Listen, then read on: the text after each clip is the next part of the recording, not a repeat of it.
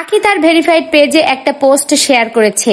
গতকাল তিশা লাইভে এসে আখিকে নিয়ে বিভিন্ন ধরনের কথা বলেছে। সেই কথারই উত্তরে আখি তার পেজে একটা পোস্ট দিয়েছে, কিরে স্টোরি নাকি আমার জন্য অনেক, তাহলে জামাই বউ মিল্লা লাইভ করলি, এইটা কি? খেলতাম না ভাই, এই খেলা হইব না।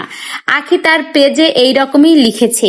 আরো আছে, গাইজ 2 দিন পর পর দেখবা মাপ চাইবে নির্লজ্জ মহিলা। 3টা ইমোজি। কে জানি বলেছিল আমি তাদের নিয়ে কিছু বলবো না, আসলে ভিউর লাইগা আমাদের নাম লাগে কালির। নেক্সটে আমার সামনে পড়িস বান্দর কাটিং, সেই কয়টা চুল আছে ছিঁড়ে দেব, নে শান্তি পাবি গরমে। এরপরে কতগুলো ইমোজির ছবি।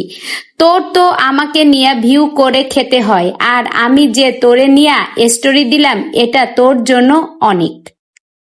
তো আখির পেজে পোস্টটিতে লেখা ছিল যেরকম, সেটি এখন আমি আপনাদের পড়ে শোনালাম।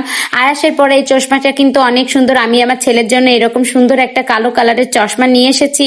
আর দেখুন আখির কিন্তু সব ভিডিওগুলো অন্যরকম সুন্দরই।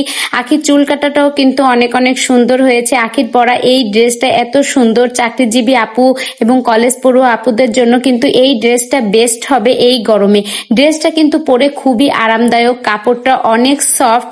আর এই যে দেখুন আয়াস কিন্তু ওর মায়ের সাথে অনেক আনন্দ করছে। আখি কিন্তু আয়াসের জন্য দুধ, ডাইপার, সেরেলাক পুরো মাসেরটা কিনে ফেলেছে। পুরো মাসেরটা কিনলে হয় কি একটু রিজনেবল প্রাইজের ভিতরেই পাওয়া যায়। এই কাজটা কিন্তু করা অনেক ভালো। যেসব আপুদের বাচ্চারা ভাত একদমই মুখে তুলতে চায় না, দুধ খায় বা সেরেলাক খায়, তারা কিন্তু পুরো মাসেরটা যদি একবার নিয়ে নেন তাহলে কিন্তু ভালোই হয়।